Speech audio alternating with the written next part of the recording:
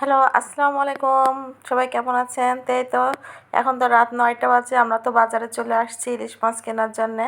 তো আজকে তো আমাদের এখানে বাজারটা অনেক সুন্দর সুন্দর ইলিশ মাছ উঠেছিল।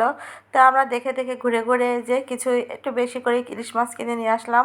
তো ইলিশ মাছগুলো সব কেটে কুটে গুছিয়ে রাখার পরে আমার বড় মেয়ে বলল যে মাছটায় ডিম হয়েছে সেই মাছটা রেখো না, সেই মাছটা ভেজে দাও, গরম গরম ভাত খাবো। তো এই কারণে এই মাছটা আমি একদম কেটে কুটে ধুয়ে গুছিয়ে নিলাম। তো মাছটার ভিতর ডিম ছিল। তো ডিমটার কারণে যেন মাছটা একটু কেমন জানি একটু নরম নরম আমার কাছে লাগতেছিল। তো ডিমটা বের করে নেওয়ার পর মাছটা একদম তো খোলাসা হয়ে গেছে। আমার কাছে আবার এরকম ভালো লাগে না, তারপরও কিছু করার নেই। সেই জন্যই মেয়েরা বললো ভেজে দাও, একদম ভেজে খেয়ে ফেলবো এটা, আরগুলো রেখে দাও। তাই তো আমি মাছগুলো সুন্দর করে হলুদ মরিচ মশলা দিয়ে যে ডিম টিম দিয়ে সব একদম ভেজে নিচ্ছি। তাই তো মাছ আস্তে আস্তে ভেজে নেব, ওরা ভাত খাবে।